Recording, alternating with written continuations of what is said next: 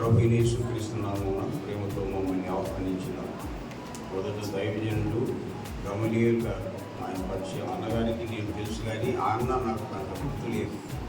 వాటి తర్వాత అన్నగారు కూడా ఫోన్ చేశారు. మొత్తానికి మీకు మీ కుటుంబ సభ్యులందరికీ హృదయపూర్వక ప్రేమ వందనాలు తెలియజేస్తున్నాను. మాత్రమే కాదు, వారందరి వెనుక మీరందరూ ఉన్నారన్నది మర్చిపోవాలి. మా పేర్లు చెప్పలేదని మీరు బాధపడారు.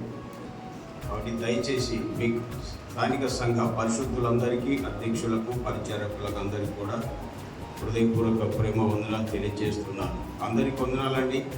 దైవజనులు కూడా ఎక్కడ రాజమండ్రి నుంచి వచ్చాను కదా, చాలా థ్యాంక్స్ అయ్యారు. మంచిది. పరిశుద్ధ గ్రంథమైన బైబిల్లో నుండి పరిశుద్ధ పరమాత్ముడు మన కొరకు రాయించిన వాక్యం మనం చదువుకొని జ్ఞాపకం చేసుకుందాం. ప్రకటన గ్రంథం 20వ అధ్యాయము 15వ వాక్యాన్ని మనం చదువుకుందాం. ఎవరి పేరైనను జీవ గ్రంథమందు వ్రాయబడినట్లు కనబడని ఎడల వాడు అగ్నిగుండములో పడవేయబడెను. పరిశుద్ధాత్మ సహాయం కోసమై నేను ప్రార్థన చేస్తాను. ప్రేమగల ప్రభువా, మీకు స్తోత్రములు. ఈ 2 దినాలు మీ పరిశుద్ధ దాసులతో, పరిశుద్ధులతో ఇచ్చిన సహవాసములకై స్తోత్రములు. ఈ 2 దినాల్లో కేవలం మీరు మా కొరకు రాయించిన వాక్యం మేము చదువుకోవడానికి, వినడానికి కృప అనుగ్రహించాము. విని విడిచిపెట్టక విని వాక్య ప్రకారం ప్రవర్తించడానికి మీ ఆత్మశక్తి, బలము, తీవ్రత, నడుపుదల నాకు మాకందరికీ దయచేయమని ప్రార్థన చేస్తున్నాం. ఈ సమయంలోనూ మీరు మా కొరకు రాయించిన వాక్యం మేము చదువుకున్నాం ప్రభా. ఎందు నిమిత్తం ఈ వాక్యం మా అందరి కొరకు రాయించారు ఆ మీ చిత్తం యావత్ ప్రపంచ ప్రజలందరూ కూడా మరి తెలుసుకొని మేలు పొందుటకు సహాయం చేయమని, వాక్యములో మిమ్మల్ని మీరే బయలుపరుచుకుందురని మా రక్షకుడైన యేసుక్రీస్తు ప్రభువు నామమున స్తోత్రములు చెల్లించి ప్రార్థన చేయుచున్నాము తండ్రి. ఆమేన్. ప్రియులారా, పరిశుద్ధ గ్రంథమైన బైబిల్లో నుండి పరిశుద్ధ పరమాత్ముడు మన కొరకు రాయించిన వాక్యం మనం చదువుకున్నాం. బైబిల్ గ్రంథంలో ఉన్నటువంటి వాక్యాలు మానవులు రాశారు. 10 ఆజ్ఞలు దేవుడు రాశాడు తెలుసా? ఆదిమ హీబ్రూ భాషలో. దాని వివరణ మానవుల ద్వారా దేవుడు తన ఆత్మను వారిలో ఉంచి పలికించి రికార్డ్ చేయించాడు. కాబట్టి ఇవంతా దైవాత్మ ప్రేరేపణ చేత పలకబడిన మాటలు. అందుకే లోకములో ఎన్నో గ్రంథాలు ఉన్నాయి, కానీ ఆ గ్రంథాలన్నింటిలో బైబిల్ గ్రంథం చాలా ప్రత్యేకమైనది బాబు. ఇది అద్వితీయమైనది, అసమానమైనది. ఎందుకో తెలుసా? నేను ఉన్మాదంతో చెప్పడం కాదు, చట్ట ప్రకారం జ్ఞాపకం చేస్తున్నా. బైబిల్ గ్రంథంలో ఉన్నటువంటి దేవుణ్ణి, ఆయన వాక్యాన్ని ఎవరైతే స్పష్టంగా తెలుసుకొని అర్థం చేసుకొని నమ్ముకుంటారో వాళ్ళ జీవితాలు టోటల్గా మారిపోతాయండి. అసలు కంప్లీట్గా క్రూరమైన వాళ్ళు మృదువైన వాళ్ళుగా మారిపోతారు. దొంగలు దానపరులు అయిపోతారు తెలుసా? భయంకరమైన వ్యక్తులు మంచివారుగా మారిపోతారు. బైబిల్లో రహస్యం అది చూడండి. మిగతా గ్రంథాలు నువ్వు ఎంత భక్తినో, ఒక్కరినైనా ప్రేమిస్తున్నావా నువ్వు చెక్ చేసుకో. ఉన్నమాట అంటే ఉన్నవు రచి రాదంటారు. కొంతైనా ఆలోచన ఉందా? ఎందుకు చదువుకోండి మనమంతా? నువ్వు ఏ గ్రంథంలో భక్తి పరునిగా, నిష్టగలైన వ్యక్తిగా నువ్వు ఒక్కరికి కూడా ప్రయోజనం ఉండవు. నీలోనే నీ భార్య ఏడుతుంటాయి, నీ పిల్లలు అలా దిక్కు లేకుండా ఉంటారు తెలుసా? చూడండి, బైబిల్ గ్రంథములు ఉన్న భక్తులకును ఇతర గ్రంథాలతో సంబంధం కలిగిన భక్తులు ఎంత తేడా ఉందో గమనించండి. ఇదే చెప్పేస్తాయి నువ్వు రైట్లో రాంగులు ఉండి తెలుసా? చాలా మంది ఆలోచన చేయరండి. ఇంకా చాలా విషయాలు ఉన్నాయి బైబిల్ మీద మాట్లాడడానికి. నాకున్న సమయాన్ని బట్టి కొద్దిగానే మాట్లాడుతున్నా. కాబట్టి బైబిల్ అన్నట్టు one of the excellent books in the world అది అన్నమాట. ప్రపంచంలోనే చాలా శ్రేష్టమైన గ్రంథం తెలుసా? నెపోలియన్ అన్నటువంటి బోనపార్ట్ అంటారుగా, ఆయన అన్నాడు, the Bible is no mere book but a living creature with a power that conquers all that opposite అన్నాడు ఆయన. కళ్ళనీన నీళ్లు పెట్టి ఏడ్చి నెపోలియన్ అని వ్యక్తి. ఇది జీవించే ప్రాణి, దీని జోలి ఎవరు అయినా వాళ్ళని ఆక్రమించేస్తాయి అన్నాడు. చరిత్రలో వాస్తవమే. ఎందుకంటే నెపోలియన్ ఎందుకు ఆ స్టేట్మెంట్ ఇచ్చాడు అంటే, ఆ దినాల్లో పోపులు ఉండేవాళ్ళు. పోపు మీద ఉన్నటువంటి కిరీటాన్ని తీసుకొని తన మీద పెట్టేసుకుని నేను చెప్పినట్టే నడవాలి యావత్ ప్రపంచ ప్రజలు అన్నాడు. కానీ ఆయన ఏలుబడి వచ్చిన 10 సంవత్సరాలు నెల్సన్ అని చక్రవర్తి వచ్చాడు. ఈ నెపోలియన్ ఓడగొట్టి చెల్లులో పడగొట్టాడు. ఒక దీంట్లో జైల్లో వేసేసాడు చూడండి. అప్పుడు అన్నాడు, కళ్ళనీళ్ళ నీళ్ళు పెట్టి ఆ స్టేట్మెంట్ ఇచ్చాడు. కాబట్టి బైబిల్ చదవకుండా వినకుండా ఎట్లంటే అట్లా మాట్లాడొద్దు బాబు. బైబిల్ ఏమున్నాయి తెలుసా? నేను చాలా నా సమయాన్ని బట్టి కొద్దిగా మాట్లాడుతున్నా.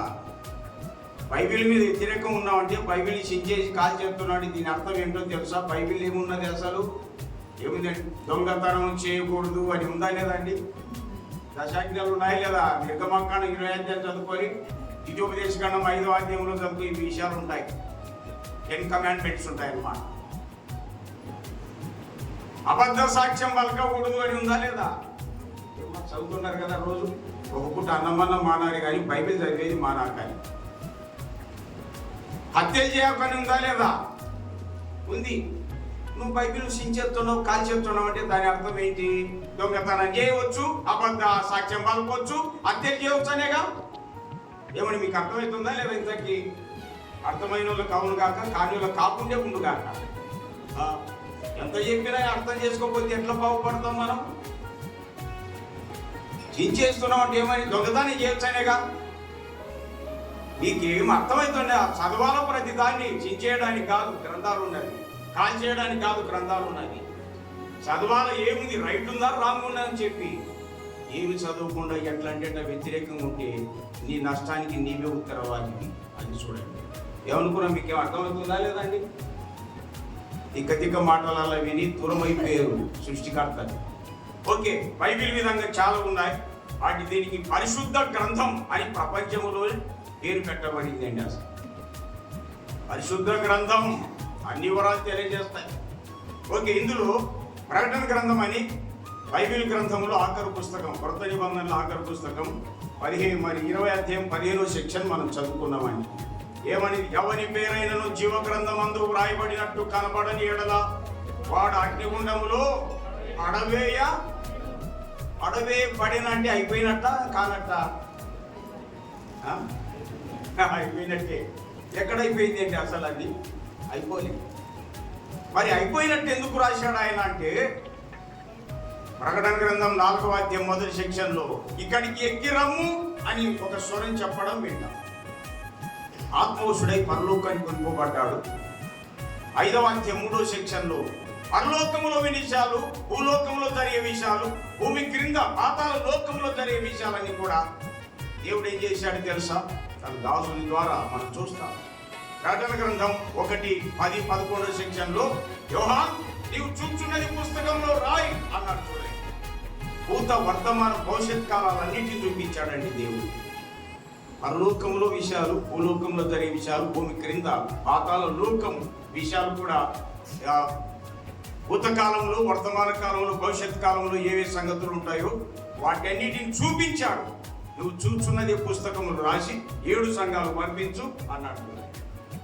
కాబట్టి బైబిల్ గ్రంథములు ఉన్నటువంటివి చూస్తూ రాయబడినటువంటివి, వింటూ రాయబడినటువంటివి. ఇప్పుడు ఇలా ఈ వాక్యాలు సత్యమనే విషయాలు మనం జ్ఞాపకం చేసుకుంటాం. మంచిదే అండి. ఇక్కడ భవిష్యత్తులో జరగబోయే విషయాలు ఇలా జరుగుతుంది అని చెప్పి ప్రత్యక్షంగా చూపించి రాశాడు. పడవేయబడేను అన్న విషయము అది చూపించాడండి. ఎవరెవరు పడతారో, అగ్నిగుండంలో ఎవరెవరు పడతారు లిస్టు కూడా ఉంది తెలుసా? లిస్టు కూడా ఉంది. చదువుతారు, ఎందుకైనా మీరు చదవాలి. ఈ లిస్టులో ఒకవేళ అమ్మా బాబు నువ్వు నేను ఏమన్నా మద్దతు ఇచ్చానమో దాంట్లో ఉన్నామో, మద్దతు ఇచ్చిన దాంట్లో ఉన్నారంటే మాత్రం అగ్నిగంధకములతో మండే గుండములు పడవేయబడతారు అని స్పష్టంగా చూస్తాం. 28వ సెక్షన్ చూస్తారు అక్కడ. 28 బాబు పిరికి వాళ్ళు అంటే పిసినారు వాళ్ళని కాదు. పిరికి వాళ్ళు అంటే సత్యం తెలిసి కూడా లోకానికి, కులానికి, మతాలకు భయపడి ఎవరైతే సత్యాన్ని అంగీకరించకుండా ఉన్నారో వీళ్ళే పిరికొళ్ళు. ఈ అగ్నిగంధకములతో మండే గుండములు మొదటి లిస్టులో వీళ్ళే పడేది. ఏమనుకుందాం? మీకేం అర్థమవుతుందా? మరి తప్పేనన్నట్టు తప్పులోనే ఉంటావా? కిరికోడి పో.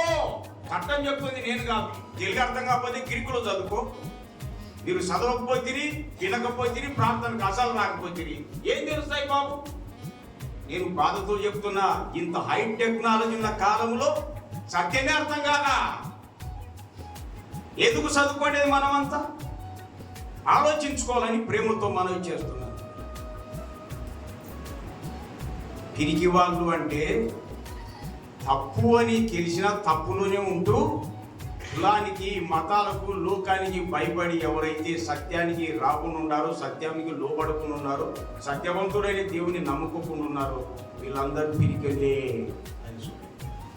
ఇక్కడ ఎవరైనా పిరికోళ్ళు ఉన్నారా? నిన్నటి నుండి వాక్యం వినపడుతుంటే పిరికోడివే, హృదయంలో చోటు ఎందుకు ఇవ్వకుండా నువ్వు ఒక పిరికోడివి. వాస్తవాన్ని పిరికోళ్ళు ఇవ్వలేరండి. అసలు ప్రభు ఏం చేస్తున్నాడు తెలుసా? ప్రకటన గ్రంథం మీకు తెలుసు కదండి, 23వ అధ్యాయం 20 సెక్షన్ కాబోలు కదండి. హృదయం అనేడు తల్లుకోనొద్ద యేసునాదుండు నిలచి సదయుడగుచు తాటుచుండు సకల విధములను. హృదయం అనే తలుపును ఆయన తడుతున్నాడు అంటే వాక్యాలు అర్థమైపోతున్నాయని దాని అర్థం. అర్థమవుతున్నప్పుడు ఏం కావాలా? అర్థమవుతున్నప్పుడు అర్థమయ్యే సంగతులు, సత్య సంగతులకు మనసులో చోటు ఇవ్వాలండి. నేను పుట్టింది పెద్ద దుర్మార్గ కుటుంబంలో పుట్టింది. మన ఆయన ప్రాపంచంగా ఇచ్చేవాడు కాదండి అసలు. అని నేను ఒక్కరిని నమ్మితే నాకు కష్టం కాదా అనుకున్నా. ఒక మీటింగ్కు వెళ్ళాను, ఆయన తీసుకెళ్ళాడండి. కానీ ఆ దినాల్లో ఛార్జీలకు కూడా డబ్బు కష్టమేనండి. అసలు ఫుడ్డే కష్టం. అసలు ఒక పూట ఉంటే ఒక పూట ఉండదండి. నాకు 60 సంవత్సరాల చరిత్ర గుర్తుంది. ఇప్పుడు 64 రన్నింగ్ కూడా ఉన్నాయి. నేను ఎట్లా వెళ్ళాం? మొత్తానికి ఒక ఊరికి వెళ్ళాను. బ్యానర్ మీద రాశారండి, ప్రభువైన యేసునందు విశ్వాసం ఉంచుము, అప్పుడు నీవును నీటివారు రక్షింపబడతారనే మాట. ఆ వాక్యం నాతో మాట్లాడినట్టు అయిందండి. 8వ క్లాసులో ఉన్నాను. మొదట నువ్వు నమ్ముకో మర్యాదగా అంటుంది ఏంటి వాక్యము. ఏంటి ఒక వాక్యం ఇట్లుంది, ముందు నన్ను నమ్ముకోమంటున్నాడే. నా మనసులో ఆ కదిలిక ఏర్పడింది. నువ్వు నమ్మితే నువ్వు రక్షింపడతావు, తర్వాత మీ ఇంటి వారు కూడా రక్షింపడతారని. అది దేవుని వాక్యం అని నమ్మాను. యేసు ప్రభువును విశ్వసించాను. ఇంకా ఆత్మనే పాపం ఎట్లా ఒప్పింపజేశాడో ఆయనకే తెలుసు. అసలు ఇక ఆ రోజు ముద్రించేసినాడు. ఆ రోజు నుండి ఈ రోజు వరకు నడిపిస్తున్నాను. నేను నమ్మిన 4 సంవత్సరాలకి మా ఇంటి వాళ్ళందరూ కూడా నమ్ముకున్నారు. నమ్మిన వాళ్ళం నమ్మినట్టు ఉండాలి మర్యాదగా, లేకపోతే పేస్ట్ క్యాండిడేట్స్మే మనమంతా. నమ్మిన వాళ్ళం నమ్మినట్టుంటే ఆయన వాగ్దానం ఆయన ఫుల్ఫిల్ చేస్తాడండి. అంతే రాసి దేవుడు ఎన్నటెన్నటికీ ఆయన తప్పు చేసేవాడు కాదు. ఆయన మనం పర్ఫెక్ట్గా నమ్ముకొని నమ్మిన వాళ్ళని కనబడితే ఆయన వాగ్దానం ఆయన్ని నెరవేరుతాడు. ఒక సీనియర్ సేవకుడు, ఏమయ్యా వాక్యం మీరు మీ ఇంట్లో అందరూ నమ్ముకున్నారు, మరి ప్రభు మా ఇంట్లో ఎందుకు అలా జరగలేదంటే దీనికి కారణం నువ్వే పో అని ఆయనతో. నువ్వే తగదంతలో నువ్వెంతా ఈ మాటలు ఆడి మాటలు ఏడు చెప్తావు, ఎవరు నమ్ముతారు ఇంట్లో? కాబట్టి వేళ దేవుని వాక్యం ఎన్నటెన్నటికి రైతు. కాబట్టి బాబు చిన్నబ్బాయి, ఈ చిన్ననాడు మా ఇంట్లో నేను ఒక్కరిని మొదటి నమ్ముకున్నా, తర్వాత ఇంటి వారంతా నమ్ముకున్నారు. ప్రభుని ఆరాధిస్తూ అమ్మ నాన్న గారు వెళ్ళిపోయినారు. వాళ్ళే కాదు, నాకు పిల్లనిచ్చిన మా అమ్మ వాళ్ళు కూడా మారినారండి. హైలీ ఎడ్యుకేటెడ్స్ ఉన్నారు అన్నవాళ్ళు.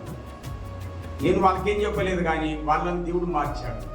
అంటే వాళ్ళ మార్పు కోసం ప్రార్థన చేశాను అంతే. తాతకు తగ్గనేరుస్తామా, తగ్గి అలా అంటుంటారు వాళ్ళే. మా అమ్మగారికి నేను ఎన్నడూ వాక్యం చెప్పలేదు, కానీ బంధువు కాబట్టి. కానీ ఆయన్ని మార్పు వచ్చింది వాళ్ళ ఇంటి వాళ్ళంతా. ఇవన్నీ ఎందుకు చెప్తున్నా అంటే, బాబు పిరికితనంగా ఉంటే ఎవరు నమ్ముకోరు. నేను ఈ పిరికి వాళ్ళే అగ్నిగంధకములతో మండి గుండములు ఫస్ట్ లిస్ట్లో ఉంటారు చూడండి. బాబు పిరికితనం వద్దు నాయన, ఇప్పుడే రండి ప్రభు దగ్గరికి. మీటింగ్ అయిపోయిన వెంటనే ప్రభు హృదయంలో చోటు ఇవ్వండి. తల మీద పెట్టుకొని మోసేదా, మా అబ్బాయి మోయలేడండి అన్నాడు. మనసులో కలిగి ఉండడమే, ప్రభువా తెలియక ఉన్నా నన్ను క్షమించున్నానని చెప్పడమే, నా ప్రభుగా నా దేవునికి అంగీకరిస్తున్నాను చెప్పడమేనండి అసలు. ఓకే, పిరికివారు తర్వాత ఎవరున్నాక అవిశ్వాసులు అంటే మామూలు నమ్మనులని కాదు, ఆధారాలు ఉన్న నమ్మని వాళ్ళే అవిశ్వాసులు. అది చూడండి, అవిశ్వాసులను, అసహ్యులు, ఓకే, నరాంతకులు, వ్యభిచారులు, మాంత్రికులు, విగ్రహారాధకులు అబద్ధికులందరూ అగ్నిగంధకములతో మండు గుండములో పాలు పొందుదురు. ఇది మొదట చనిపోయి శరీరాన్ని విడిచేది ఒక మరణం, మొదటి మరణం. శరీరం విడిచినాక ఉంది అసలు, ముందుంది ఉసుల పండగ అంటారుగా. ఇప్పుడు చేసే తప్పుడు పనులకు తర్వాత ఉంది. ఇప్పుడు మనకు ఉన్న హై పొజిషన్ బట్టి, ప్రాపర్టీని బట్టి, పలుకుబడిని బట్టి ఎవరు ఏమనలేకపోవచ్చు. కానీ ఒకరోజు నీ పాపమే నిన్ను పట్టేస్తుంది, నీ పాపమే నిన్ను పాతాళంలో పడగొట్టేస్తుంది, అగ్నిగుండములు అంటే. అందుకే మనం దేవునికి భయపడాలి. ఈ లిస్టులో ఎవరైనా ఒకవేళ తెలిసే తెలియక ఉంటే, వాటికి మద్దతు ఇస్తుంటే ఇప్పుడైనా మనసు పొందండి అమ్మ, చాలా అవసరమైంది. ఎందుకంటే చాలామంది మీ బంధువులు రాగలిగితే మీరు దూరం కొడుతుంటారు ప్రార్థనకు వచ్చిన. ఇక ఎవరు మారుతారు? తప్పును తప్పుగానే ఖండించాలా? మనం అలాగే ఉంటే అంటే వాళ్ళతో తగాద పెట్టుకొని దూరంగా అమ్మని వాక్యం చెప్పదు, ప్రేమతో ప్రతిదీ చెప్పాలి. నేను అందరితో సమాధానం ఉంటానండి, కానీ కొన్ని విషయాలు మానవ విధానాలకి నష్టం కలిగించే విషయాలు ప్రేమతోనే చెప్పేస్తాను. బాబు ఇది అంత మంచిది కాదు, ఎవరు మేలు పొందాలి దీనివల్ల. కాబట్టి దయచేసి ఈవేళ ఈ లిస్టులో ఉండకుండా ఇప్పుడే తప్పించుకొని, బాబు దేవుని ఆత్మ మిమ్మల్ని నడిపిస్తే మీ హృదయంలో ప్రభు చోటివ్వండి. అది ఓకే. ఈ అగ్నిగుండంలో ఎవరు పడతారంటే, ఎవరి పేరైనను జీవగ్రంథమందు రాయబడినట్టు కనబడని ఎడలా అనే మాట ఉందండి. జీవగ్రంథంలో పేరు లేని వాళ్ళందరూ అక్కడ పడతారు అని. జీవగ్రంథము అనే ఒక పేరు ఉంది దీనికి. జీవగ్రంథం అనే పేరు ఒకటి ఉంది. మరొకటి గమనిస్తారా? నీతిమంతుల పట్టి అని ఉంటాయి. 69వ కీర్తన 28వ చరణం ఏమనింది అక్కడ? జీవగ్రంథములో నుండి తుడిపి పెట్టుము.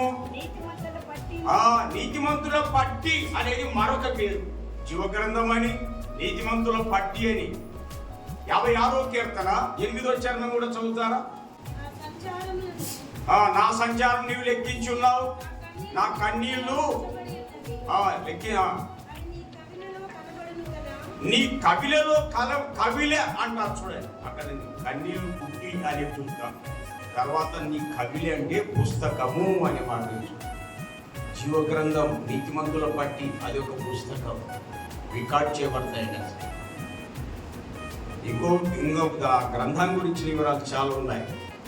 నిర్గమకాండం 32వ అధ్యాయం 33వ సెక్షన్లో మోషే దేవుడని యెహోవాతో, అయ్యో వారి పాపములు ఒకవేళ పరిహరించితివా, లేని యెడల నీవు రాసిన నీ గ్రంథం అన్నాడు. అది దేవుని గ్రంథం. అది చూడండి, దేవుని గ్రంథం అది. ప్రకటన 13:8 కూడా గమనించాలండి. అమ్మ ప్రకటన గ్రంథం ఏమనుకుంటున్నా? ప్రకటన గ్రంథం తీర్చుండండి. ఓకే, ఏమనింది? వధింపబడి గొర్రెపిల్ల యొక్క జీవగ్రంథం. నిర్గమకాండంలో దేవుని గ్రంథం అని చూస్తున్నాం, న్యూ టెస్టిమెంట్ లో అది గొర్రెపిల్ల జీవగ్రంథం అని చూస్తున్నాం. గొర్రెపిల్ల అంటే ఎవరు ఇక్కడ? మన ప్రభు అయిన యేసుక్రీస్తే. అది చూడండి నా ఆశ. ఓకే, ఇప్పుడు తిరిగితో మీద చెప్పడానికి వీలు కాదు. మొత్తం మీద యెహోవా అన్న యేసు ప్రభు అన్న ఒకటే. కానీ గణాంకాల ప్రకారం ఎట్లా ఉంటాడో తెలుసా? ఆయన అద్వితీయ దేవునిగా 1 × 1 × 1 × 1 = 1. అద్వితీయ దైవ సంబంధం లెక్కలు ఆయన 3 ఒక్కట్లు కలిసి అక్కడ అవుతున్నాయి కదండి. 1 × 1 × 1 = 1. ఇంకా ఎన్ని వేసుకునే అంతే. కానీ కార్యాలు చేసే విషయంలో ఎలా ఉన్నాడు తెలుసా? 1 + 1 + 1 = 3 అని అన్నమాట. ఓకే, అట్లా ఉంచుదాం. ఎందుకంటే చాలా మంది ఈవేళ త్రిత్వం సరిగ్గా అర్థం చేసుకోలేక యెహోవా వేరే, యేసుప్రభు వేరే, ఆత్మ వేరే అన్నటువంటి అభిప్రాయాలతో చాలా మంది ఉన్నారు. ఇది శుద్ధ తప్పు. తెలియనప్పుడు తెలుసుకొని చెప్పాలి, కానీ తెలిసినప్పుడు చెప్పేది మీరు. ఓకే, ఈ జీవ గ్రంథాన్ని గురించి మాట్లాడుతున్న గ్రంథానికి ఉన్న పేర్లు ఎవరిదే అంటే అది దేవుని గ్రంథం, యెహోవా గ్రంథం. న్యూ టెస్టిమెంట్ లో వధింపబడిన గొర్రెపిల్ల గ్రంథం అని మనం చూస్తున్నాం. మరి ఈ గ్రంథంలో పేర్లు లేకపోతే మనుషులు ఎక్కడ పడతారండి? అగ్నిగంధకములతో మండే గుండములు పడతారు. అది చూడండి రాశి. అట్లయితే ఈ రోజన్న పేర్లు రాపించుకుంది, కొంత ముందే రాపించుకున్నారండి, మళ్ళీ ముందే పడ్డాయి, రాసేసినాడు ఆయన్ని, అందుకే బుద్ధి వచ్చేసిందండి. మరి ఎవరెవరు రాసింటారు కొద్ది చెక్ చేద్దామా, చూద్దాం. లూకా సువార్త 10వ అధ్యాయం 17వ వాక్యం చదువుతారా? ఆ 70 మంది శిష్యులు ప్రభు దగ్గరికి వచ్చి, ప్రభువా నీ నామం వల్ల మేము చెప్పినప్పుడు దయ్యాలు కూడా మాకు లోబడుతున్నాయని సంతోషంతో చెప్పారండి. దయ్యాలు కూడా లోబడుతున్నాయని సరికి యేసు ప్రభు ఏమన్నాడు? 20 సెక్షన్ చదువుతాం. లూకా 10:20. అయినను దయ్యములు మీకు లోబడుచున్నవని సంతోషింపక మీ పేర్లు పరలోకమందు రాయబడి ఉన్నాయి అన్నాడు. చూడండి, దాన్ని బట్టి సంతోషించండి అన్నాడండి. పరలోకమందు రాయబడి ఉన్నాయంటే మత్తయి 6:10 సెక్షన్ పరలోకమందున్న మా తండ్రి అని మనం చదువుతాం, ప్రార్థనలో చెప్పాడు. అదే మత్తయి సువార్త 5:16 కూడా పరలోకమందున మీ తండ్రి మహిమపరచబడినట్లు అని మాట్లాడుతాం. పరలోకంలో తండ్రి అయిన దేవుడు ఉన్నాడు. ఆ దేవుని దగ్గర ఆయన గ్రంథం ఉంది. ఆ గ్రంథంలో పేర్లు ఉంటాయండి. అందుకే పరలోకమందు రాయబడి ఉన్నాయంటే దేవుని గ్రంథంలో పేర్లు, ఎవరి పేర్లు రాయబడి ఉన్నాయంటే 10వ వాక్యం ఆ 70 మంది శిష్యులు అనే మాట చూడండి. అమ్మా అర్థమవుతుందా? ఎవరి పేర్లు రాయబడతాయి ఇక్కడే రికార్డు మనకు తెలిసిపోవాలని తెలుసా? పరలోకానికి ఎవరు వెళ్తారో ఇక్కడే మనకు ప్రూఫ్ తెలియాలన్నమాట, వాస్తవికత తెలియాల. గుడ్డితనంగా నమ్మిన వాళ్ళు ఎవరు దైవరాజ్యం చేరో చూడండి, మీ ఇష్టం. ఓకే, ఆ గ్రంథములు ఎవరి పేర్లు అంటే ఆ 70 మంది శిష్యులు అనే మాట చూడండి. అట్లయితే ఎవరైతే శిష్యులు అవుతారో వారి పేర్లు దేవుడు తన గ్రంథములో రికార్డ్ చేస్తా ఉన్నాడు. శిష్యులు కావాలండి. ఇప్పుడు అట్లయితే శిష్యులు ఎట్లా అవుతారు అది ముఖ్యమైనది. ఓకే, యోహాను సువార్త 8:31 సెక్షన్ చదువుతారా? యోహాను సువార్త బాబు 8:31. కాబట్టి యేసు తనను నమ్మిన యూదులతో, ఓకే ఇక్కడ గమనిద్దాం. యేసు ప్రభు యోహాను 8:31 సెక్షన్ లో ఎవరితో మాట్లాడుతున్నాడు బాబు? తనను నమ్మిన వాళ్ళతోనే మాట్లాడుతున్నాడు. నమ్మిన వాళ్ళని ఇంగ్లీష్లో బిలీవర్స్ అంటారు. కాబట్టి విశ్వాసులతో మాట్లాడుతున్నాడు. ఏమన్నాడు తెలుసా? మీరు నా వాక్యంలో నిలిచిన వాళ్ళైతే నిజంగా శిష్యులు అన్నాడండి. అట్లయితే వాక్యంలో నిలవకపోతే శిష్యులే కానీ నిజమైన వాళ్ళు కాదు. చూడండి ఎట్లుందో, జల్లి పడుతుంది వాక్యం మనల్ని దెబ్బకు. ప్రార్థనకు వచ్చిన వాళ్ళు పరలోకం పోతారు. నో, చట్టాలు తేల్చేస్తాయి తెలుసా? ఏమో మీకేం అర్థమవుతుందా? ఇవాళ సంఖ్య కనపడుతుంది కానీ సత్యం కనపడడం లే. మరి సంఖ్యలో ఉంటావా, సత్యములో ఉంటావా? కొంతైన ఆలోచన వద్దా? ఆయన వాక్యంలో ఎవరైతే నిలుస్తారో వాళ్ళే నిజమైన శిష్యులు. నిలవకపోతే వారు నమ్మినోళ్ళే కానీ నిజమైన శిష్యులు మాత్రం కాదు. చూడండి బ్రదర్స్, అర్థమవుతున్నాయి మీకు? ఇంత చూడండి ఎట్లా ఉంది. అట్లయితే ఆయన వాక్యం అంటే ఏంటివి? చాలా ఉన్నాయి గ్రంథంలో, కానీ పునాది వాక్యం ఒకటి జ్ఞాపకం చేస్తారు. మార్కు సువార్త 1:14 సెక్షన్ చూడు బాబు. యోహాను చెరపట్టబడిన తర్వాత యేసు కాలం సంపూర్ణమైనది, దేవుని రాజ్యం సమీపించున్నది, మారు మనసు పొంది సువార్త నమ్మండి అన్నాడు. చూడండి, ఇక్కడ నేను ఒక ప్రశ్న అడుగుతాను, అక్కడ ఉండేదే అడుగుతున్నా అండి, ఏంది కాదు. మారు మనసు అనే మాట ముందుందా, నమ్మండి అనే మాట ముందుందా? మళ్ళీ అడుగుతా, అక్కడ చూసే చెప్పాలి ఏమనుకుంటున్నా. మారు మనసు అనేది ముందుందా, నమ్మండి అనేది ముందుందా? ఈ ప్రపంచంలో అంతా నమ్మిన వాళ్ళే కానీ మారు మనసు పొందిన వాళ్ళు కొద్ది మంది. అది చూడండి రాజు. యేసు ప్రభు పునాది వాక్యంలో మారు మనసు పొంది సువార్త నమ్మండి అన్నాడు. అది వరుస క్రమం. కానీ ఈ దినాలు ఎక్కువ మంది నమ్ముకునేలే కానీ మారు మనసు అన్నటువంటిది లేదండి. కాబట్టి నువ్వు మారు మనసు లేకుండా ఊరికే నమ్ముకొని ఉన్నావా, నువ్వు నమ్మిన వ్యక్తివే కానీ నిజమైన శిష్యుని కాదు, శిష్యురాలివి కాదు. అది చూడండి అమ్మా, చెక్ చేసుకోండి. ఎందుకంటే ఈవేళ చాలా మంది మనలో ఎక్కువ మంది ఎట్లున్నాను తెలుసా? అంత నామినల్స్, నామకార్థం ఉండిపోతున్నామండి. నామకార్థం ఉంటే ఏమి లాభం? నామకార్థ భక్తి ప్రార్థన కాలిపు ప్రభు తీపులు, నామకార్థ భక్తి ప్రార్థన ఆలోచన చేయాలా. నామకార్థ భక్తి ప్రార్థనలు ప్రభు తీర్పులో కాలిపోతాయి. నామకార్థం ఉండిపోతారా? ఆలోచన చేయండి. అసలు ఎవరైనా హేతు అడుగుతాడు, యేసు ప్రభు లాంటి వ్యక్తిని చరిత్రలో ఒక్కరిని చూపండి చాలంట. అంతే. వాళ్ళు ఎవరు ఒక్కరినే, యేసు ప్రభు లాంటి చరిత్ర కలిగినటువంటి వ్యక్తిని యావత్ ఎన్ని గ్రంథాలు ఉన్నాయో వాటిలో చూపండి, చరిత్రలో చూపండి. అసలు ఒక్కరు కనిపించరండి. ప్రియులారా, మనందరి దేవుడే, మనందరి పరమాత్ముడే క్రీస్తు ప్రభు వచ్చాడండి. ఆయన చెప్పిన వాక్యాన్ని మారు మనసు పొంది సువార్తను నమ్మండి. మీరు నమ్ముకొని ఉన్నారా? మారు మనసు పొంది నమ్మారా? అది మారు మనసు పొంది నమ్మితే మీరు నిజమైన శిష్యులు. మీ పేర్లు పరలోకములో ఉన్నటువంటి జీవ గ్రంథంలో రికార్డ్ చేయబడి ఉన్నాయి. అది రాసి. మారు మనసు అంటే ఏంటి? ఇది మరొకటి. అపోస్తుల కార్యాలు 8:22 సెక్షన్ చదువుతారా? కాబట్టి ఈ నీ చెడుతనము మానుకోమనిందా వద్దనిందా? ఈ నీ చెడుతనం మానుకొని, అదే మారు మనసు అంటే ఏం మానుకోవాలి బాబు?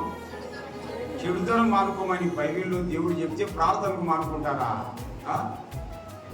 ఈ సేవకులు వీళ్ళంతా వాళ్ళ ప్రార్థనలు ఎప్పుడు ఇట్లాంటి చెప్తారా? పని ప్రార్థన మాకు మీరు బాగుపడాలని ఉందా లేదా? ఇంతకీ కలబోలి మాటలు చెప్తే కుప్ప చెప్పాలి వస్తారా? కొంతైనా ఆలోచన వద్దా? బాగుపడాలని ఉందా లేదండి? అసలు పాపం మానుకోమని, చెడుతనం మానుకోమని చట్టంలో దేవుడు రాయించిన ఈ వాక్యాలు చెప్తే వీళ్ళు ఎప్పుడు ఇవే చెప్తారో పని. చెడుతనం మానుకోకుండా ప్రార్థనకు మానుతారా? సంఘానికి మానుతారా? సత్యానికి దూరం అయిపోతారా? ఎంత విచారం. కాబట్టి ఈ నీ చెడుతనం మానుకోవని. చెడుతనం అంటే ఇంక ఎవరు? సత్యం వారికి తెలుసుగా, మాకేం తెలుసు అండి? ఈ సంగతి మీకు తెలుసు, నా సంగతి నాకు, నా ప్రభుకు తెలుసు అండి. చెడుతనం గురించి చాలా ఉన్నాయండి. నేను మొత్తం స్టడీ చేస్తుంటాను. ఎవరికి వాళ్ళు చేసుకునే చెడుతనం ఉందా లేదండి? ఈ పాన్ పరాకులు పుట్కాలు ఉన్నాయా లేదా? నాకు అన్ని పేర్లు తెలియవు. ఈ మధ్య టొబాకో అని వచ్చింది కదా ఒకటి, చూసినారా మీరు? అన్ని చూడమని చెప్పడం లేదు, మళ్ళీ అట్లా చేసుకుంటే ఎట్లా చెప్పిన తిప్పలేంటి నాకు. నేను పట్టాలు ఏదో పేపర్ పట్టే చదివానండి. అది టొబాకో కాజెస్ పెయిన్ఫుల్ డెత్ అని ఇంగ్లీష్లో రాసినారు. అంతవరకు తెలియదు నాకు. అది ఒక ఆయన మా ఊళ్ళోనే అది తీసుకుని పెట్టుకుంటున్నాడండి.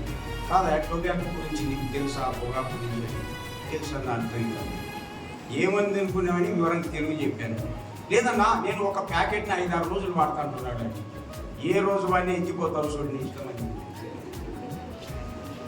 దేహం దేవుని ఆలయంగా ఉండాల్సిన దాన్ని మనం నిష్కారణంగా చెడగొట్టేసుకుంటున్నారండి. అసలు ఎవరికి వాళ్ళే చెడుతనం చేసుకోవడం అంటారు. ఇంట్లో భార్యని మీ ప్రాంతంలో కొట్టలేము లేకుంటారు. అంతా మంచి వెళ్ళేదంట. నవ్వుతున్నారండి కొందరు. భార్యను కూడా చెడుతనమా మంచితనమా? ఏమని చెప్పరే తెలుసు తెలుగు. చెడుతనం వీటికొచ్చి సంఘ పెద్దలుగా సేవకులు ఉంటారు, అటోళ్ళు కూడా ఉన్నారంటండి. మేము అప్పుడప్పుడు ఇంట్లో ఉంటాం. సేవకులు అయ్యండి, సంఘ పెద్దలు అయ్యండి, విశ్వాస భార్యలు కొట్టడం చెడుతనం కాదా? ఈ మానుకో, అప్పుడే నీ పేరు రికార్డ్ చేయబడతాడు. ఏమనుకున్నారు? మీకేం అర్థమవుతుందో చాలా ఉన్నాయండి. ఇక వీళ్ళకి దిక్కులేరులే, ఈ వీళ్ళకు దిక్కులేరులే అని చెప్పి పొలాలను ఇళ్ళని ఆక్రమించుకునే చెడుతనం కాదా? చాలా ఉన్నాయి, చెప్పుకుంటా వెళితే. అసలు నేను ఈ వాక్యాలన్నీ అర్థమైన తర్వాత దిక్కులేని వాళ్ళు, తల్లిదండ్రులు లేని వాళ్ళకి చూని ఎవరైనా కానీ వాళ్ళని మందలిస్తారు. వానికి ఎవరు లేరని మీరు వెళ్తారా? నో, దేవుని చట్టం ఒప్పుకోదు, దేవుని చర్య తీసుకుంటారని చెప్తారు. మా ఇంట్లో కూడా మాట్లాడేయకుండా ఉండేది అసలు. ఎందుకంటే వాక్యాలు అలా అర్థమైపోయినాయి. ఎదుటి వారికి మనం మనం చెడుతనం చేయకూడదు. ఎట్టి పరిస్థితుల్లో వాళ్ళని ఆక్రమించుకోకూడదండి. అసలు నిష్కారణంగా ఆలోచన చేస్తుంది. గవర్నమెంట్ ఎడల చేసే చెడుతనం కూడా ఉంది తెలుసా? ప్రభుత్వం ఎడల చేసి చెబుతున్నాం. అది ఎట్లా బ్రదర్ అని చాలా ఉన్నాయి, చెప్పుకుంటూ వెళ్తే. ఇంకా నేను సమయాన్ని బట్టి కొన్ని చెప్తాను. ఒకసారి ఒక అతన్ని అడిగాను, ఇంత దూరం ఎట్లు వచ్చినామని పుంటకాలను అడిగాను చాలా ఏళ్ళ క్రితం. దొంగ రైలు ఎక్కి వచ్చినా అన్నాడండి. దొంగ రైలు ఉంది అండి మీ ఊళ్ళో ఎక్కడన్నా? రైలు దొంగనా మనిషి దొంగనా? ఈయన చెడుతనం మానుకో. టికెట్ లేకుండా ప్రయాణం చేస్తారా? తప్పండి. నేను ఒకసారి కూలీలను చూశాను. వాళ్ళు టికెట్ లేకుండా ప్రయాణం చేసింది. కొందరు విశ్వాసులు ఉన్నారు అందులో. ఇట్లాంటి పని అన్నాడు చేయకండి, ఇట్లాంటి పని అన్నాడు చేయకండి, ఖచ్చితంగా టికెట్ కొనండి, ప్రారంభించినప్పుడు ఏమైనా ఇస్తాడు అని చెప్పి. ఇంకొక ఆయన అన్నాడు, ఏం కరెంటు వెళ్ళేసిన దొంగ కరెంట్ అన్నాడు. కరెంటు దొంగ మనిషి మీటర్ తిరగకుండా చేయడం. ఒక ఆయన అన్నాడు, 1500 నేను బిల్లు కడుతున్నానండి అంటే, చాలా మంది మీటర్ తిరిగేటట్లు తిరుగున్నట్లు చేయడం లేదండి, నువ్వు చేయొచ్చుగా అన్నాడండి. నాకు నో, నేను ఎన్నడా పని చేయనన్నా. ప్రభుత్వం ఎడల చెడుతనం చాలా ఉంది తెలుసా? ఇది మానుకో, మారు మనసు పొంది ప్రభుత్వం వేడుకో. అది చూడండి, ఇంకా దేవుని ఎడల చేసే చెడుతనం ఉంది అండి అసలు. అది జపన్య గ్రంథం 1:4 సెక్షన్ ఉంటుంది అనమాట. విద్యల మీద ఎక్కి ఆకాశ సమూహములకు సెలిట్ కొడుతున్నారు అనమాట. ఏం బాబు అమ్మ గమనించండి, సృష్టికర్తకు మ్రొక్కాలనా, సృష్టికి మ్రొక్కాలనా? నిన్ను చేసిన వాడు దేవుడా, నువ్వు చేసుకునేది దేవుడా? ఆలోచనకు రాదా నీకు? నిన్ను చేసిన వాడు పరమాత్ముడా, నువ్వు చేసుకునేది పరమాత్ముడా? ఆలోచనకు రాదా కొంతైనా? చదువుకున్నాం కదండి. అసలు సృష్టికర్తను మరచి జనులు సృష్టినే పూజించుట తగునా? సృష్టికర్తను మర్చిపోయారు, సృష్టినే పూజిస్తున్నారు. ఇది చెడుతనం అని చట్టంలో దేవుడు రాయించాడండి. ఈ నీ చెడుతనం మానుకో, మారు మనసు పొంది ప్రభువును వేడుకో. అది చూడండి, ఇది మారు మనసు అంటారు. కానీ సృష్టికర్తకు బదులుగా సృష్టిని పూజించడం పెద్ద నేరం, అది పెద్ద తప్పు పురిలా. ఇవాళ ప్రజలు తెలియకుండా ఉన్నారండి. అలాగే ఎంత విచారం అండి, తెలియకుండా ఉన్నారు. చాలా విచారం ఇదంతా.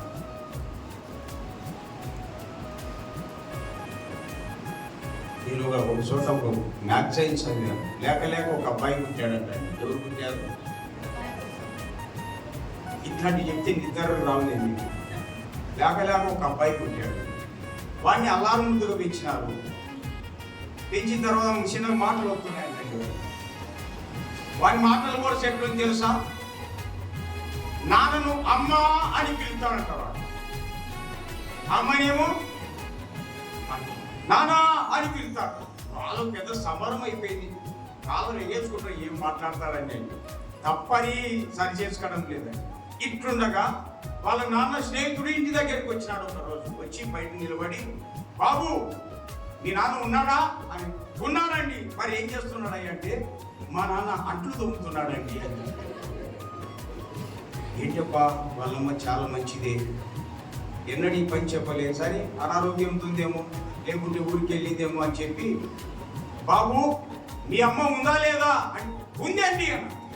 మరి అమ్మ ఏం చేస్తుంది అంటే, మా అమ్మ గడ్డం చేసుకుంటుంది, షేవింగ్ అంటే. ఏంది వీడు ఇట్లా మాట్లాడుతున్నాడండి?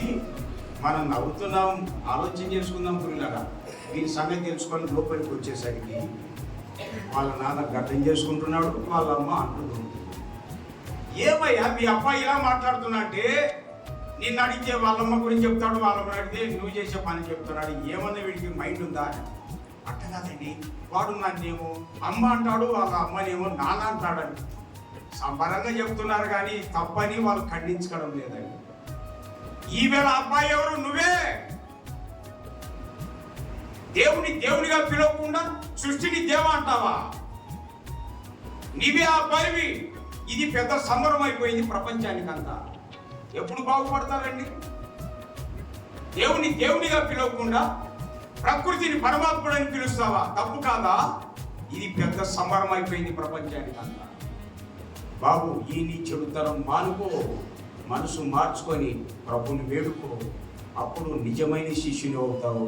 నీ పేరు పరలోకమందు జీవ గ్రంథంలో రికార్డ్ చేయబడతాయి. అది చూడండి. చిన్నపిల్లలుగానే ఉండిపోతారా? కొంతైనా ఆలోచన వద్దా పురిలారా? మీకు 2 చేతులు సెల్యూట్ కొడుతున్నాయి. కొంతైనా ఆలోచన లేకపోతే అట్లా. ఓకే, ఆలోచన చేసుకుందాం పురిలారా. కాబట్టి జీవ గ్రంథంలో ఎవరి పేరు రాయబడతాయంటే నిజమైన శిష్యులు అంటే ఆయన వాక్యంలో నిలిచిన వాళ్ళు. వాక్యంలో నిలిచిన వాళ్ళు అంటే చెడుతనం మానుకొని ప్రభువును మనసు మార్చుకొని ప్రభువును వేడుకునే వాళ్ళే నిజమైన శిష్యురాండ్రు అవుతున్నారు. కొందరు ఏం చేస్తున్నారు తెలుసా? ఈ లైన్లో లేకుండా మత్తయి సువార్త 7వ అధ్యాయం 21, 22, 23 వాక్యాల వరకు మనం చదివితే 22వ వాక్యములో, ఆ దినమున అనేకులు నన్ను చూచి ప్రభువా ప్రభువా అని పిలిచి ఏమంటారు తెలుసా? నీ నామమున ప్రవచింపలేదా, నీ నామమున దయ్యములు వెలగొట్టలేదా, నీ నామమున అద్భుతములు చేయలేదా అని అంటారంటాడు. ఇవన్నీ ప్రవచించడం అంటే, దయ్యాలు వెలగొట్టడం అంటే మీరు అద్భుతాలు చేయడం చిన్న విషయాలే కాదు. ప్రభు అయిన యేసుక్రీస్తు నామమును వాడుకున్నారు. కానీ ప్రభు ఏమన్నాడు? అక్రమము చేయవాళ్ళారా ఎన్నడూ మిమ్మల్ని ఎరగను అన్నాడు. చూడండి, ఇంత చేసినా అక్రమం అంటున్నాడు. ఎందుకో తెలుసా? వీళ్ళంతా నమ్మిన వరుసలో ఉన్నారు కానీ మారు మనసు పొందిన వరుసలో వీళ్ళు లేరు. అది చూడండి రాజు. మారు మనసు లేకుండా నువ్వు కేవలం నమ్ముకొని ఉన్నావా? అట్లయితే నీ పేరు రికార్డులో లేదుకో. అందుకే అక్రమము చేయవారా నా ఇద్దరు నుండి పొండి అని తెలియజేస్తున్నాడు. అని వీళ్ళ పేర్లు అందుకే లేవు. వీళ్ళు నమ్మినోలే కానీ మారు మనసు పొందిన కాదు. కాబట్టి ప్రియులారా, ప్రభు రాకముందే లోకములు ఉండగానే ఇప్పుడే మనం అందరం ఏం చేయాలో తెలుసా? ఆయన వాక్యములో నిలిచినటువంటి వారమై ఉండాలి, మారు మనసు పొందినటువంటి వారమై ఉండాలి, యేసుక్రీస్తు ప్రభును వేడుకునేటువంటి వారమై ఉండాలి ఆయన నామమున. అప్పుడే నిజమైనటువంటి ఆయన వాక్యములు నిలిచిన వాళ్ళం, నిజమైన శిష్యులం అవుతున్నాం. ఈ వరుస క్రమంలో ఉన్న వాళ్ళ పేర్లే పరలోకమందున్న జీవ గ్రంథంలో రికార్డ్ చేయబడుతున్నాయి. వీళ్ళ పేర్లు, జీవ గ్రంథంలో ఉన్న వాళ్ళ పేర్లు మాత్రమే. వీరు మాత్రమే ఎక్కడికి వెళ్తారో తెలుసా? వీరు ప్రభు దగ్గరికి వెళ్ళిపోతారండి. ఎట్లా నీకెట్లా తెలుసయ్యా అంటారు. లూకాసు సువార్త 16వ అధ్యాయం మీకు తెలుసు కదా? 16వ అధ్యాయంలో ఒక ధనవంతుడు లాజరు ఉన్నాడా లేదండి? ఇది కథ కాదు. బైబిల్లోని కథలు చెప్పుకుందామా నాకని ఏదో ఒకసారి అలా అంటాం, కానీ కథలు నాకు చరిత్ర ఇదంతా. యేసుక్రీస్తు ప్రభు అది ఆ చరిత్ర మోషే కాలంలో జరిగిన చరిత్ర అదంతా. ధనవంతుడు పాతాళానికి వెళ్ళిపోయాడు.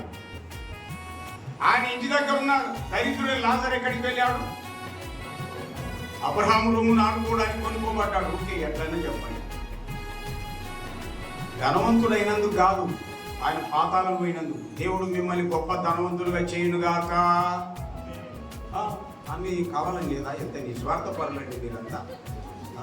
ఒక బ్రదర్ ఒకరిద్దరు మాత్రం చెప్పారు, ధనవంతులైనందుకు కాదు పాతాళానికి వెళ్ళేది.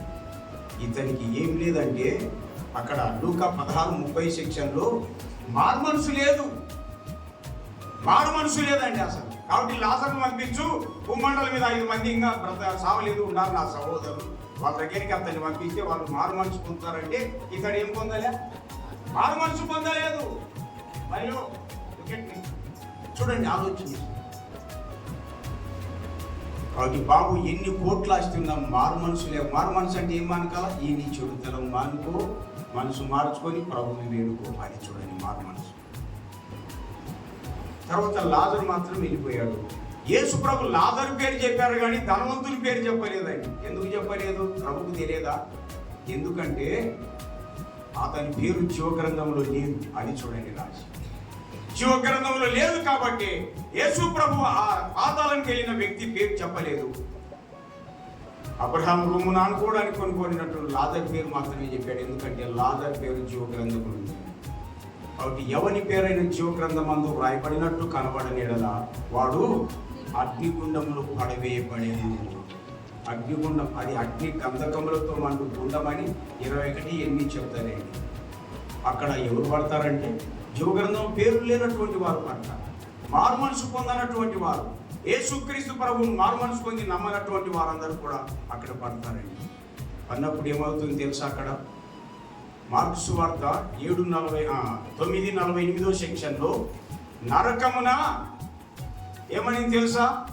అగ్ని ఆరదు, పురుగు చావదు అనింది. పురుగు అంటే మన ఆత్మ. అప్పుడు బాధపడతారండి. ప్రకటన గ్రంథం 14:11 సెక్షన్లో మనం చూస్తే 14:11 కాబోదు, వారి బాధ సంబంధమైన పొగ యుగయుగములు లేచును అని వ్రాయబడింది అండి. అప్పుడు అనుకుంటారు చూడండి మీరు వాళ్ళు మీటింగ్ పెట్టి అన్ను చూసి వాళ్ళు మరి ప్రభువుని నమ్ముకోమని ఎంతో వాక్యాలు ప్రకటించారు దైవజనులు. మేమెందుకు నమ్ముకోలేదంటారండి. కాబట్టి బాబు, మనం బ్రతికుండగానే ఖచ్చితంగా మన శిక్షను భరించి కొట్టివేసిన రక్షకుడు నాడు ప్రభువైన యేసుక్రీస్తు. మనం ఎందుకు శిక్షకు వెళ్ళాలా? మనం ఎందుకు వెళ్ళాలా? అందుకే ఆ ప్రభు మనందరి కోసమై విమోచనకరంగా ప్రారంభించాడు. మనం పొందవలసిన శిక్ష ఆయనే పొందాడు. ఆయన సమాధ్యపడి తిరిగి లేచి పరలోకం వెళ్ళాడు, రాబోతున్నాడండి. రాకమునిపే ప్రభు దగ్గరికి రావాలా? ఆయన్ని అన్నాడు, నా యుద్ధకు రండి అని ప్రేమతో ఆయన అందరినీ పిలుస్తున్నాడండి. అసలు నా యుద్ధకు రండి అని మత్తయి 11:28 అన్నాడు. నా యందు విశ్వాసం ఉంచండి అన్నాడు. యోహాను సువార్త 14:1 చెప్పాడు. యోహాను సువార్త 8:46 ఏమన్నాడు తెలుసా? మీరెందుకు నన్ను నమ్మరు అని కూడా అన్నాడు. నమ్మని వాళ్ళు కూడా ప్రశ్న వేశాడు, మీరెందుకు నన్ను నమ్మరు? నాలో పాపం ఉన్నదా? ఏమైనా మీరే చెప్పండి, ఎవరైనా నిరూపిస్తారన్నాడండి. అది పాపము లేని పావనమూర్తి మన శిక్షను భరించి కొట్టివేసి గొప్ప రక్షణ సిద్ధం చేసి ఉంటుండగా ఉన్న పాటన రండి బాబు, ప్రభుకు దేవుడు చోటు ఇవ్వండి, నీ పేరు జీవ గ్రంథంలో రాయబడి ఉండాలి. తర్వాత ఎన్నడూ కూడా శిక్షకు వెళ్ళే ప్రసక్తి ఉండదు. ప్రభుతో కూడా సదాకాలం పరలోకములో మనం ఉంటాం కూడా. ఈ ధన్యత అందరూ పొందాలని హెచ్చరిక చేయబడుతున్నారు. ఇతో పరలోకం నరకం ఉంది అనేటప్పుడు కూడా చాలా మంది ఉన్నారండి. కానీ ఈ మాట జ్ఞాపకం చేస్తున్నాం. మనం పీల్చుకునే గాలి కనబడుతుందా కనబడలేదా? మరి ఉందా లేదా? ఉంది. మనం కనబడేటువంటి మనం కనబడుతున్నామంటే కారణం ఏంటో తెలుసా? కనబడని రాజారావు లోపల ఉన్నాడు. ఈ రాజారావు బయటకు పోయినాడు అనుకో, మీ ఊళ్ళో నన్ను పాతి పెట్టాల్సిందే, మా ఊరికని ఎత్తాల్సిందే. ఏమన్నా నిజమా కాదా? కనబడని గాలి, కనబడని జీవాత్మ వల్లనే కనబడి ఈ లోకము మనం కూడా బ్రతుకుతున్నాం. కాబట్టి దేవుడు పరలోకం నరకం కనపడలేదని పరిశుద్ధులైన ప్రభుకు దూరంగా ఉండిపోతే కనబడిన అగ్నిలోకానికి వెళ్ళిపోతారు. చూడండి, మీ ఇష్టంలో మరొక దారి లేదు. మీ అది ప్రభు రాకమునిపే లోకములు ఉండగానే అందరూ కూడా యేసు ప్రభుని నమ్ముకొని రక్షణ పొంది దేవుని రాజ్యానికి వారసులు కావాలని దేవుని పేట ప్రేమతో హెచ్చరిక చేయబడుతున్నాం. ఎందుకంటే ఎవరి పేరైన జీవ గ్రంథం ముందు రాయబడినట్టు కనబడని ఎడల వాడు అగ్నిగుండములో పడవేయబడిన భవిష్యత్తును చూచి రాశాడని. కాబట్టి పాపం వలన ఆ మరణం ఉంది. యేసుక్రీస్తు ప్రభు వలన నిత్య జీవానికి మనం వెళ్తాం. రోమా 6:23. ఏలైనగా పాపముల నుంచి జీతం మరణం, అయితే మన ప్రభు అయిన యేసుక్రీస్తు నందు నిత్య జీవం. కాబట్టి దయచేసి బాబు, ఇంకా తీర్మానం లేనటువంటి వాళ్ళు ఇప్పుడే తీర్మానం చేసుకొని నిత్య జీవానికి వారసులు కావాలని మరోసారి ప్రేమతో మనవి చేస్తున్నాం. ప్రభు ఈ వాక్యాలు మనకై దీవించును గాక. ప్రార్థన చేద్దాం. ప్రేమగల ప్రభువా, మీ పాదాలకు స్తోత్రము. చెప్పబడిన వాక్యం ఇద్దరు దాసుల ద్వారా పలికించారు, ముద్ర వేసి ఫలింపచేయమని మా ప్రభు అయిన యేసుక్రీస్తు నామమున స్తోత్రములు చెల్లించి ప్రార్థన చేయుచున్నాము తండ్రి. ఆమేన్.